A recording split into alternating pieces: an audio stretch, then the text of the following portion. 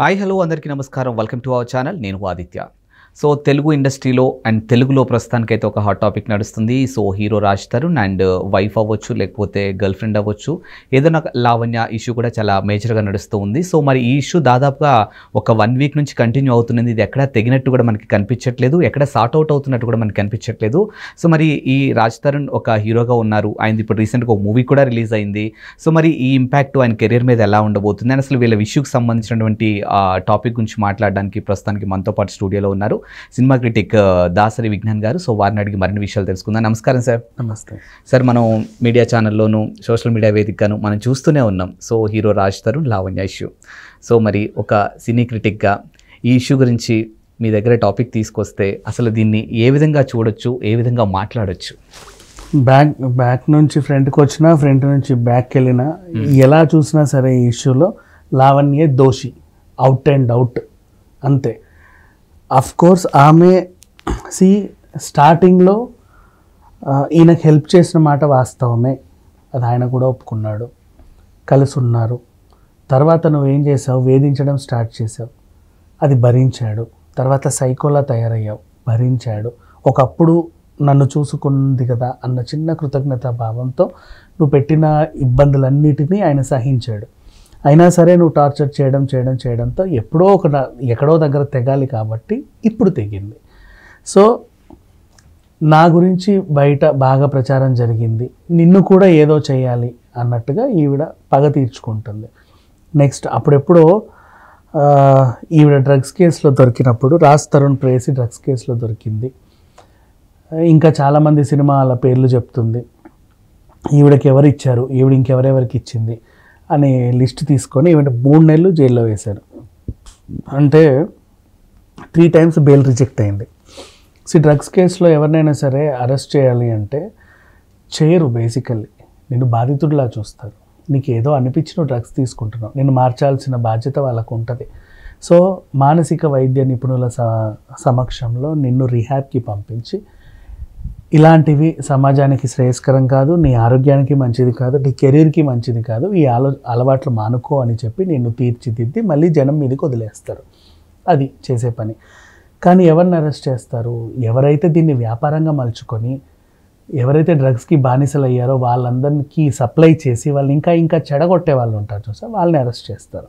ఇప్పుడు ఈ కేసులో లావణ్యని అరెస్ట్ చేశారు అంటే జడ్జి గారు కానీ, పోలీసులు వ్యవస్థ కానీ ఎవరు కూడా కావాలని అయితే ఇరికించరు. అండ్ నెక్స్ట్ సరే కావాలని ఇరికించిన 5 రోజులనో 10 రోజులనో 14 డేస్కో నువ్వు బయటికి రావాలి. కానీ 3 times నీ బెయిల్ రిజెక్ట్ అయింది అంటే దానికి కారణం ఏంటి? నువ్వు ఖచ్చితంగా నేరం చేశావు. ఇప్పుడు నేరం చేశావు అంటే నీకెలా తెలుసు అని నువ్వు నన్ను అడగవచ్చు.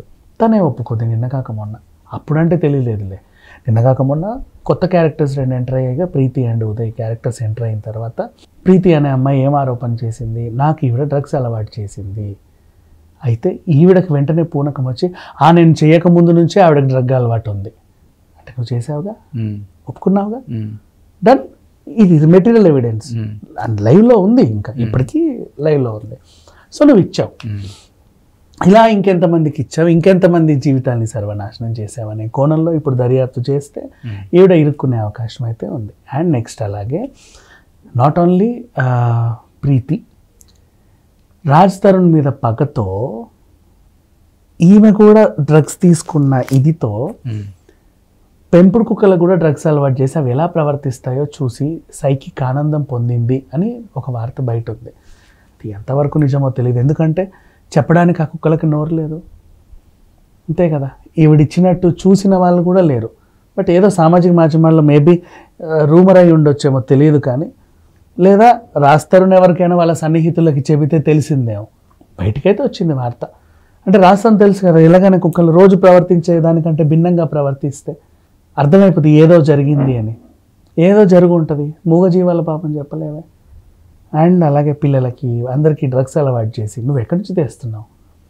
అండ్ ఎన్ని రోజుల నుంచి ఈ వ్యవహారం నడుస్తూ ఉండే తెలంగాణ పోలీసులు కానీ, ఆంధ్ర పోలీసులు కానీ ఎందుకు పట్టించుకోవట్లేదు? డ్రగ్స్ రహిత సమాజం తెలంగాణ అని చెప్పావు నువ్వు. సో డ్రగ్స్ గురించి రోజు చర్చలు నడుస్తున్నాయి 200 ఛానల్స్లో, ప్రతి ఒక్క చోట మనము మాట్లాడుకుంటున్నాం. ఆవిడ లైవ్ షోలో కూర్చొని యథేచ్ఛగా మాట్లాడుతుంది. బాధితులు వస్తున్నారు, డ్రగ్స్కి బానిస అని చెబుతున్నారు వాళ్ళు కూడా. టీవీ ఛానల్ నుంచి వాళ్ళ ఇంటికి వెళ్ళిపోతున్నారు. Why these police people are not taking action అంటే ఐ డోంట్ నో, ఇప్పటికీ లేదు. వీళ్ళ తరఫున వకాలతా పుచ్చుకొని ఈ డ్రగ్స్ వాళ్ళకి సపోర్ట్ చేసుకుంటూ ఒక లాయర్ గాడు తిరుగుతున్నాడు. వాడి బుద్ధి ఏమైందో తెలియదు, వాడు ఎందుకు అలా మాట్లాడుతున్నాడో తెలియదు, వాడు ఎలా లా చదివి పాస్ అయ్యాడో తెలియదు, ఎవడు వాడిని పాస్ చేశాడో కూడా తెలియదు. ఇప్పటివరకు ఎన్ని కేసులు వాదించావయ్యా అని అడిగితే అన్ని పచ్చగా ఉన్న సంసారాలు తెంపాను, డ్రగ్స్కు బానిసైన వాళ్ళందరినీ విడిపించుకొచ్చాను, ఇది వీడి చరిత్ర, పొడిచిన వాడిని కాపాడాను, తలదీసిన వాడిని కాపాడాను, ఇవే వీడి చరిత్ర. ఇలాంటి లాయర్ అనమాట. సరే పోనీలే, ఏదో దాంట్లో ప్రావీణ్యం సంపాదించుకున్నాడు కదా, ఆయన శభాషను మెచ్చుకుందాం. ఇకపోతే ఈ కేసులో రాజ్ తరుణ్కి శిక్ష పడుతుందా, లావణ్యకి శిక్ష పడుతుంది అంటే లావణ్యని ఇమీడియట్గా అరెస్ట్ చేయాలి. ఆమె లైవ్ టీవీ షోలో కూర్చొని నేను డ్రగ్స్ ఇచ్చాను అని చెప్పింది, ఒప్పుకుంది ప్రీతి అనే అమ్మాయికి. అండ్ నీకు ఎక్కడి నుంచి వస్తున్నాయి డ్రగ్స్ అనేది చెప్పాలి. అంటే టాంజానియా నీగ్రోలు సప్లై చేస్తున్నారా, లేక నీకు ఇంకెవరన్నా వాళ్ళు ఇస్తున్నారా, నువ్వు తీసుకురా. నీ వాయిస్ రికార్డ్స్ అన్నీ బయటకు వచ్చాయి, ఇష్టం ఉన్నట్టు కొడుతున్నావు, మనుషుల్ని తిడుతున్నావు, రక్కేస్తున్నావు, అరుస్తున్నావు, పిచ్చి పిచ్చిగా చేస్తున్నావు. ఆయన షూటింగ్లో ఉంటే అర్జెంటుగా ఇంటికి రాలేను, షూటింగ్లో ఉన్నాను, ఈరోజు బిజీ. నో, నువ్వు వస్తావా రావా, రావాల్సిందే. నువ్వు రాకపోతే చెప్పు, నేను చచ్చిపోతా, ఇదిగో చున్నీ కట్టుకుంటా, లేదా విషం మింగేస్తా, చచ్చిపోతా దూకేస్తా పైనుంచి, నీ పేరు రాసి చచ్చిపోతా. ఏంటి టార్చర్. నిజంగా చచ్చింది అనుకో పేరు రాసి, ఈ షూటింగ్లో కొన్నాళ్ళు గ్యాప్ ఇవ్వాల్సి వస్తుంది, మళ్ళీ సినిమాలు వస్తేవో రావో తెలియదు. అందుకని సరే లీవ్ పెట్టి పోదామా అంటే పాపం ఈరోజు షెడ్యూల్ చాలా ఇంపార్టెంట్. సార్ అర్జెంటుగా వెళ్ళాలి వాళ్ళని కన్విన్స్ చేసి, లేదు సార్ ప్లీజ్ అండి, వద్దండి ఈ షూట్ చాలా ఇంపార్టెంట్ అన్నా సరే వెళ్ళిపోయాడు. అండ్ యాక్టింగ్ సరిగా చేయలేకపోయాడు, ఏదన్నా సీన్ ఇస్తే ఏవేవో గుర్తొచ్చేవి, నైట్ అంతా నిద్రలు ఉండేవి కాదు, పొద్దున మబ్బమోహం వేసుకొని ఇలా కూర్చునేవాడు. దేనికి? కేర్లెస్నెస్ కాదు, ఆ ఇంట్లో ఉన్న హింస లాంటిది, బీభత్సమైన హింస. ఎటు పడితే అటు రాళ్ళు వేసి కొట్టడం, దేంతో పడితే అది మొహం మీదకి ఇసిరేయడం. కాపాడుకున్నాడు, జుట్టు బీకింది, కాపాడుకున్నాడు. హీరో కదా పాపం, తనకంటూ ఉండాలి కదా. ఇంటికి వచ్చే వాళ్ళ ఫ్రెండ్స్, పోనీ వీడి బాధ అంతా 10 మందితో చెప్పుకునేవాడు. అనుభవించు రాజా అనే సినిమా చేసినప్పుడు అరియానా గ్లోరీతో పంచుకున్నాడు. ఆవిడ అయ్యో పాపని కేర్ తీసుకుంటూ 4 సార్లు ఇంటికి వచ్చి వెళ్ళేది, ఎప్పుడు ఏం చేసుకుంటాడో పాపం, ఇంత బాధ అనుభవిస్తున్నాడు, నేను ఎప్పుడు చూడలేదు ఇలాంటి సైకో బిహేవియర్ అని. ఆవిడ ఇంటికి వచ్చి వెళ్తూ ఉంటే ఆవిడకి ఈయనకి రంక్ అంటగట్టింది. అరియానా గ్లోరీతో రంక్ ఉంది, పైగా ఆవిడ ప్రెగ్నెంట్ అయిందని చెప్పింది. It's a very bad statement, bad allegation. అంతే, ఖచ్చితంగా దానికి ఈవిడ ఆన్సర్ చెప్పాల్సి ఉంది. అరియానా గ్లోరీ మీద కేసు వేయాల్సిన అవసరం కూడా ఉంది. డ్రగ్స్ కేసులో మళ్ళీ ఈవిని అరెస్ట్ చేయాలి. అండ్ నీకు సంబంధం లేని ఆడపిల్లల మీద పిచ్చి పిచ్చిగా ఏది పడితే అది వాగుతున్నావు, దానికి సంబంధించి కూడా నిన్ను అరెస్ట్ చేయాల్సిన అవసరం ఉంది. అండ్ అలాగే వాళ్ళ ఇంటికి వెళ్ళావు, వాళ్ళ అమ్మ నాన్నలు ఇంట్లో ఉంటే గొడవ చేసావు, రచ్చ చేసావు, ఆ దౌర్జన్యం కేసు మీద నిన్ను అరెస్ట్ చేయాల్సిన బాధ్యత ఉంది. అండ్ మాల్వి మల్హోత్రా సంబంధం లేదు, ఆమె ఈయన కలిసి తిరగబడ్ర స్వామి అనే సినిమా చేశారు, అంతే, వాళ్ళకి కూడా ఒక రిలేషన్ అంటగట్టావు. అండ్ నువ్వు ఓవరాల్గా లావణ్య దీంట్లో సంపాదించింది ఏంటి అంటే ఏమీ లేదు, జీరో. తన కెరీర్ని తను పాడు చేసుకుంది, మిగతా వాళ్ళ జీవితాలు బజారుకి ఇడ్చింది. పోనీ ఏం సాధించింది? సమాజంలో ఏమైనా గౌరవం పొందిందా? నథింగ్. కుటుంబంలో ఏమైనా గౌరవం పొందిందా? నథింగ్. ఇండస్ట్రీలో ఏమైనా గౌరవం పొందిందా? పోనీ నా అనే వాళ్ళు ఎవరైనా లావణ్య దగ్గరికి వెళ్తున్నారా? లేరు. ఎందుకంటే ఇప్పుడు నీతో తిరిగితే నాకు కూడా డ్రగ్ అలవాటు ఉందేమో అంటారు. డ్రగ్స్ లావణ్య అయిపోయింది, అంతే కదా. ఇంకెవరు ఇక తిరిగే దాఖలాలు కూడా లేవు. రోజు పొద్దున్న లేస్తే ఏదో ఈమె రంగు పురాణం బయటకు వచ్చేసి వాడితో తిరిగా వీడితో తిరిగా, నాకు అది కావాలి ఇది కావాలి, ఇంకేవో బూతులు, చండాలం, రచ్చ, రోత అంతా. మాట్లాడుకోవడానికి కూడా అసహ్యం వేస్తుంది, కానీ మాట్లాడుకోలేకుండా ఉండలేకపోతున్నాం. ఎందుకంటే రోజు ఈవిడ చేసిన దారుణాలను తెలుస్తున్నాయి. చెప్పాల్సిన బాధ్యత మనకు ఉంది. ఖచ్చితంగా ఈమెను జైల్లో వేయాలి. జైల్లో వేయాలంటే ఈమెను శిక్షించాలి అనట్లా. ఆ సైకీ బిహేవియర్ నుంచి బయటికి తీసుకొచ్చి ఈమెకి ఏమైనా మంచి వైద్యం అందిస్తే బెటర్. ఈమె తరఫున వకాలతా పులుచుకొని ఇట్లాంటి వాళ్ళకి సపోర్ట్ చేసే లాయర్లని ఫస్ట్ చెప్పుతో తన్నాలి. ఎందుకంటే ఈమె బాధితురాలని తెలిసి ఫీజు కోసం వాడు చేసే డ్రామాలు చూసావా? ఈ కేసుని ఎంత రక్తి కట్టిస్తే మోతాదు అంత పెరుగుద్ది, అంత డిమాండ్ చేయొచ్చు డబ్బులు. చిల్లర డబ్బుల కోసమే ఇవన్నీ కూడా, ఇల్లు రాయించుకోవడానికో ఇంకేమైనా డబ్బులు రాయించుకోవడానికో. ఈమెకి ఏమైనా లబ్ధి పొందితే ఆ లాయర్కి ఇంత కమిషన్. వాడు ఎన్ని కేసులు వాదిస్తే అంత వస్తుందో తెలియదు, అసలు అంత ఇస్తారో లేదో కూడా అసలు తెలియదు. ఫస్ట్ ఆఫ్ ఆల్ వీళ్ళ దగ్గర ఉందో లేదో, ఎందుకంటే మొత్తం సర్వనాశనం చేసేసిందంటే ఈ అమ్మాయి. ఇంట్లో ఉన్న సామాన్లు పాడు చేసింది. ఆ నోరు లేని మూగజీవాలు ఏం చేసే వాటిని హింసించింది, శారీరకంగా మానసికంగా. రోజు మీరు అరుస్తా అంటే వాటిని ఎవడు బుజ్జగిస్తాడు? ఎందుకు పెంచుకున్నావు మరి అట్లాంటి వాటిని? పోనీ సరే ఆయన చూసుకుంటున్నారు, ఆయన చూసుకొని ఇస్తున్నావా? నువ్వు ఈయన మీద పడి రక్కేస్తే వాటిని ఎవరు చూస్తాడు? ఒక మూలకి మనిషి కూర్చోవడం, ఇంకో మూలకి నీ సైకో బిహేవియర్, ఇంకో వైపు ఏమో అభం శుభం తెలియని కుక్క పిల్లలు. ఎంత నరకం చూపించింది ఇంట్లో. ఎందుకు ఇలా తయారయ్యావు అంటే నీ మెంటల్ కండిషన్ బాగాలేదు.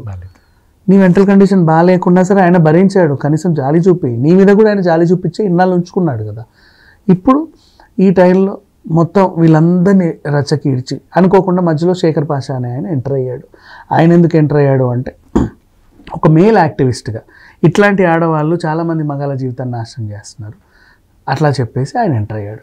ఆయన్ని కొట్టించావు, తిట్టించావు. నిన్న కూడా ఎవరితోనో కొట్టించింది, లైవ్లో చెప్పుతో కొట్టావు. ఇట్లాంటి వాళ్ళు ఉన్నారు ఇంకా సమాజంలో.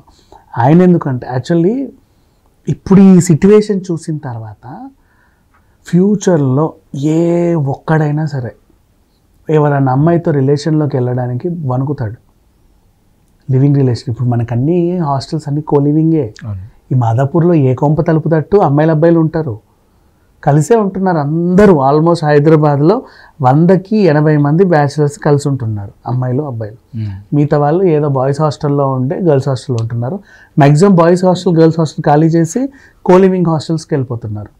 వీళ్ళందరూ కూడా ఏదో రోజు ఏమైద్దో తెలియదు. అప్పుడు కనుక వీళ్ళ జీవితాలు బయటకు వస్తే ఇది ఒక ఎగ్జాంపుల్. నిజంగా ఇప్పటి నుంచి భయపడాలి ప్రతి ఒక్కడు ఎవరైనా అమ్మాయిలతో ఇలా ఉండాలి అనుకుంటే. పైగా ఆ అమ్మాయికి ఇలాంటి అలవాట్లు ఉంటే ఇంకా దారుణం. వాడి బతుకంతా రచ్చే, వాడు ఏ జాబు చేయలేడు. పాప ఈయన ఆర్టిస్ట్ కాబట్టి ఏదో నటన కొంచెం తెలుసు కాబట్టి తన్ని తాను మోటివేట్ చేసుకుంటూ ఉన్నాడు. ఒక క్యారెక్టర్ చేసినట్టుగా ఒక నిజంగా ఇట్లాంటి సినిమాల్లో ఉంటే నటిస్తాం కదా, అలా నటించుకుంటూ వచ్చేసాడు. కాలం వెళ్ళ తీసుకుంటూ వచ్చాడు. లేకపోతే ఎంత దారుణం అది. Thank you sir.